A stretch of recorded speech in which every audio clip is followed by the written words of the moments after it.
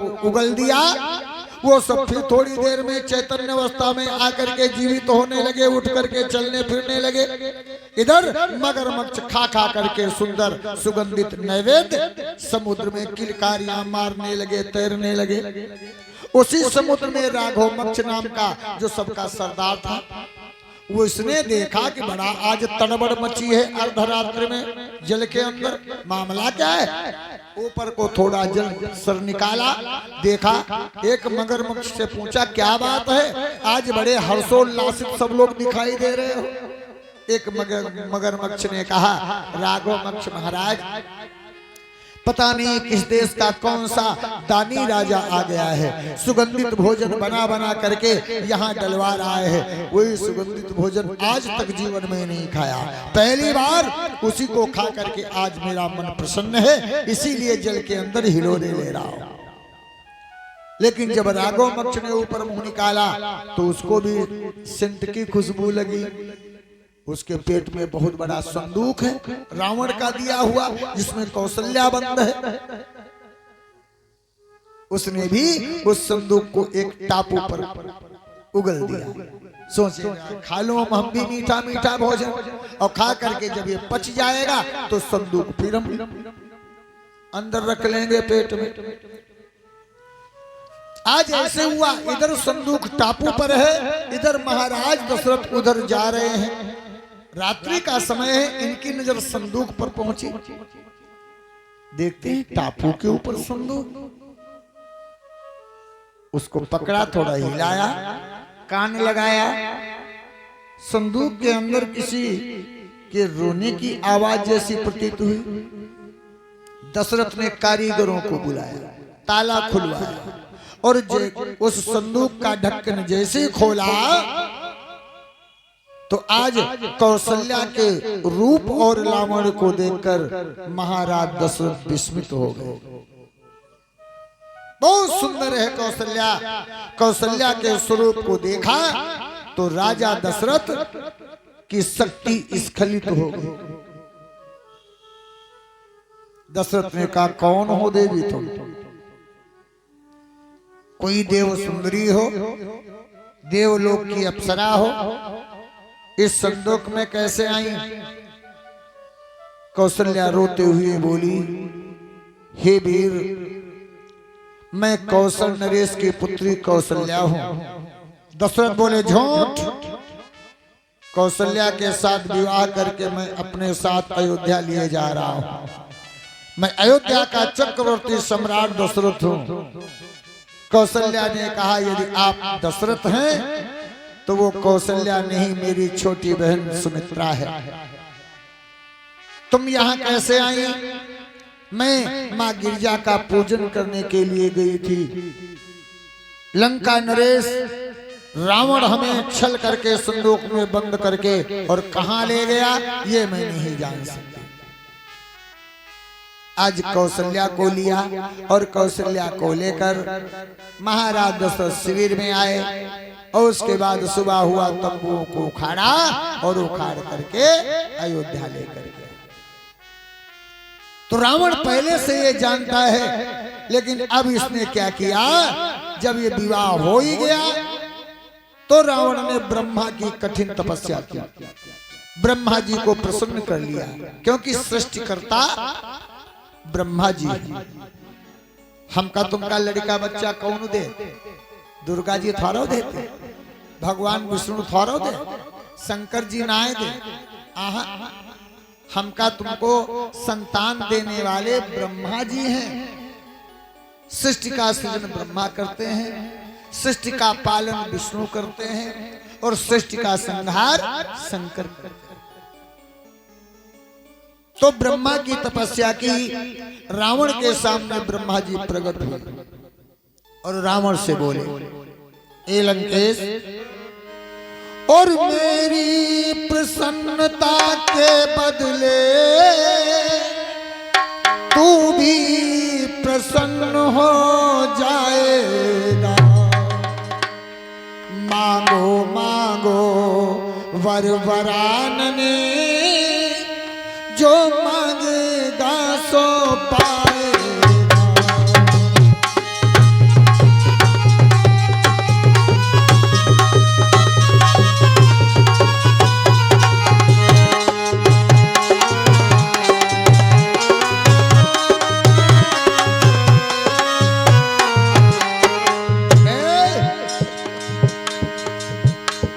लंकेश मेरी प्रसन्नता के बदले तू भी प्रसन्न हो जाएगा। मांगो मांगो वरान में जो मांगेगा सो पाएगा।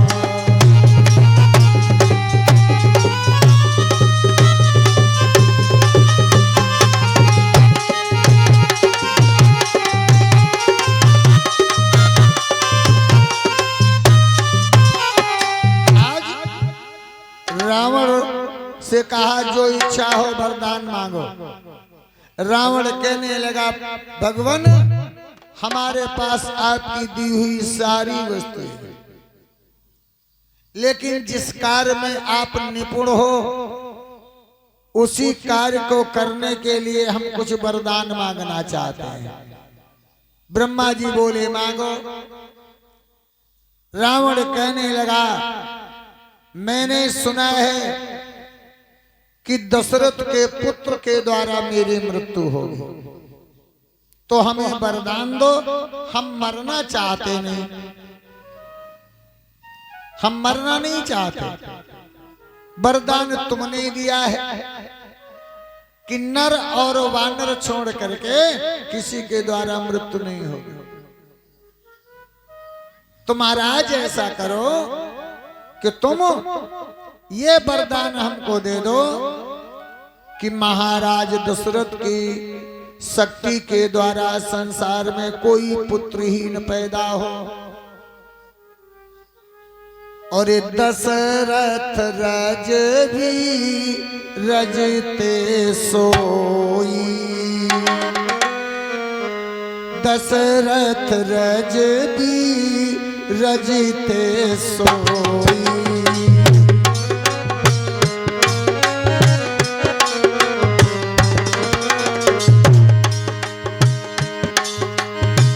दशरथ रजवी रजते सोई, जग में पुत्र प्रगटे कोई।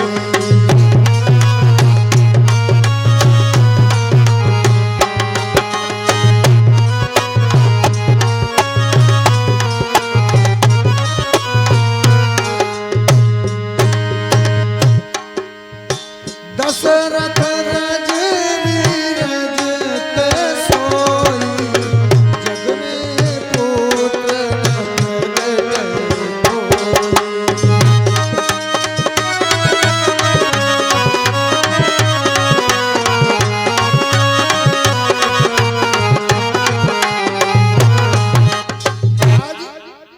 भगवान विष्णु लक्ष्मी से कहते हैं ब्रह्मा से रावण ने वरदान मांग लिया कि दशरथ के द्वारा कोई पुत्रहीन पैदा हो। अब ब्रह्मा को दुख तो हुआ, लेकिन तपस्या की है तो वरदान तो देना ही पड़ा। इसीलिए दशरथ को आज तक कोई संतान नहीं और ना ही उनके द्वारा आगे होगी। वशिष्ठ जी ने 4 पुत्रों का वरदान दे दिया। अब हम तो अकेले हैं, हम एक बन करके जा सकते हैं, 4 कैसे बने। और वशिष्ठ जी का वचन भी मिथ्या नहीं होने दूंगा, ये भी संकल्प है।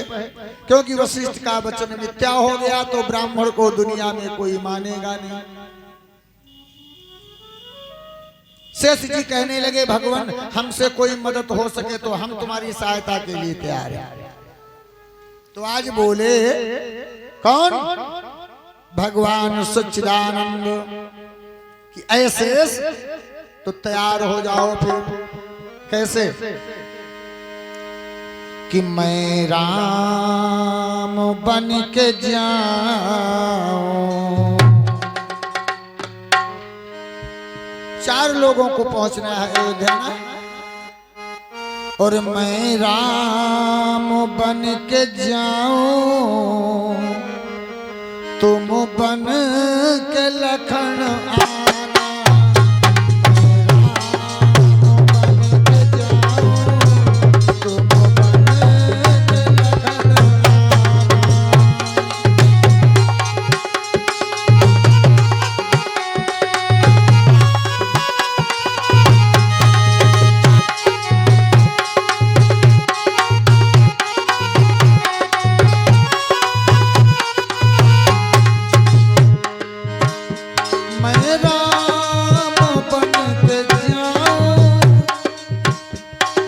बन के लगन आना, मैं दीप बन के जाऊं, मैं दीप बन के जाऊं, तुम बन के किरण आना।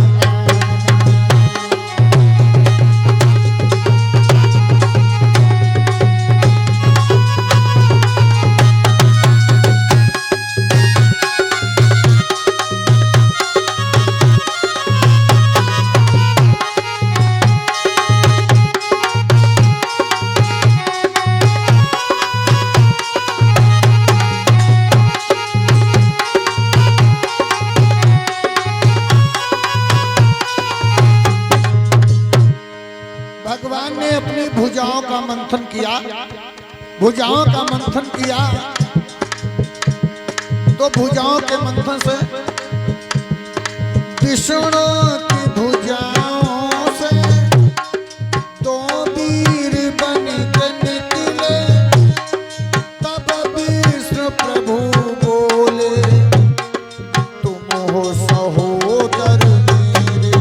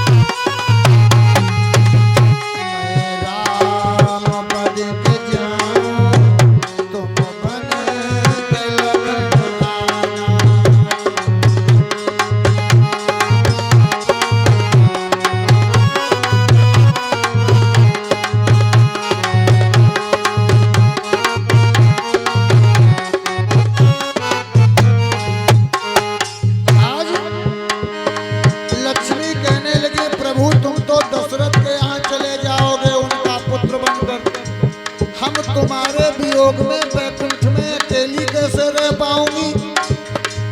भगवान बोले यदि तुम नहीं रह सकती तो क्या हम तुम्हारे बिना अकेले रह पाएंगे? नहीं, हम जाएंगे मृतलोक में तो तुम भी मेरे साथ में चलो। लक्ष्मी बोली हम कहाँ जाएं? तुमने तो अयोध्या की तैयारी कर ली, हम कहाँ जाएं? भगवान ने कहा सुनो, तुम जनकपुरी में जाओ और जानकी कहाओ।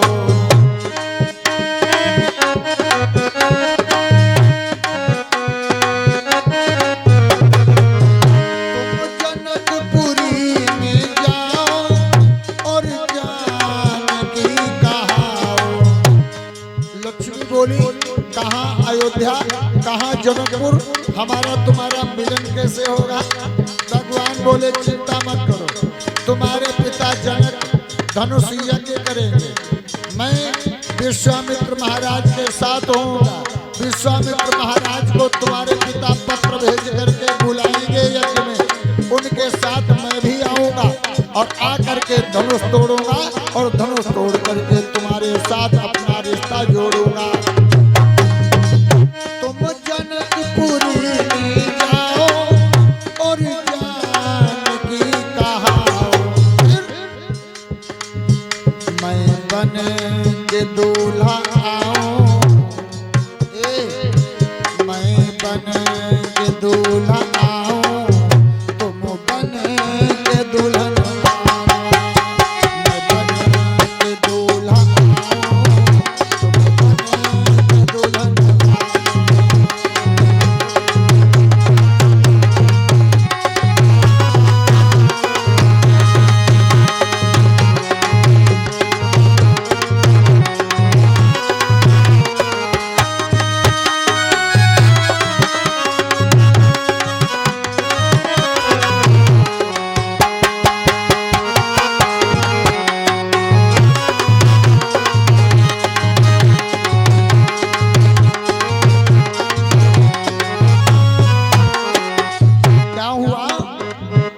इसी प्रकार से मंत्रणा चल रही है वैकुंठ में। उसी समय रुद्र भगवान आ गए। रुद्र भगवान कहने लगे, भगवान मैं सदैव आपकी सेवा में तत्पर रहता हूँ। आप मृत्युलोक जा रहे हैं, साथ में हमको ले लो, वहां आपकी सेवा कौन करेगा। भगवान रुद्र बोले, मैं साथ में चलूंगा, बन करके पुत्र आए, सेवा सदा करूंगा।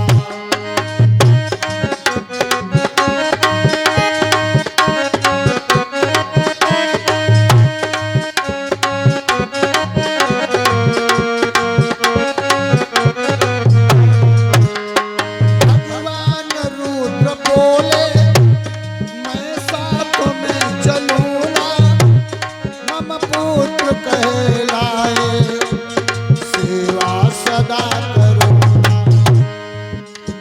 साधारण नहीं होगा प्रभु, बलवान बड़ा होगा, हनुमान नाम होगा। बलवान बड़ा होगा, हनुमान नाम होगा। मैं दीप बन के जाऊं, तुम बन के किरण आओ।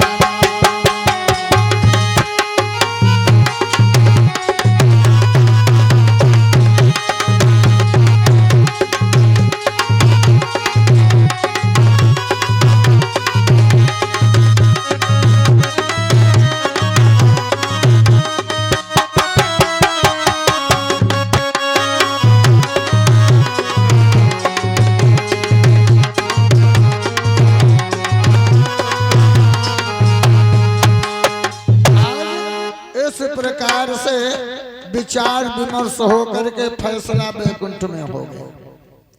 इधर वशिष्ठ जी कहते हैं, अब ऐसा करो अवधेश, तुम पुत्रेष्ट यज्ञ करवा। बोले महाराज किसके द्वारा यज्ञ करवावें, क्योंकि जिसको देखो वो यज्ञ करने के लिए दौड़ा चला आता है ना। जहां देखो वहां आचार्य ही सब घूम रहे हैं, है ना।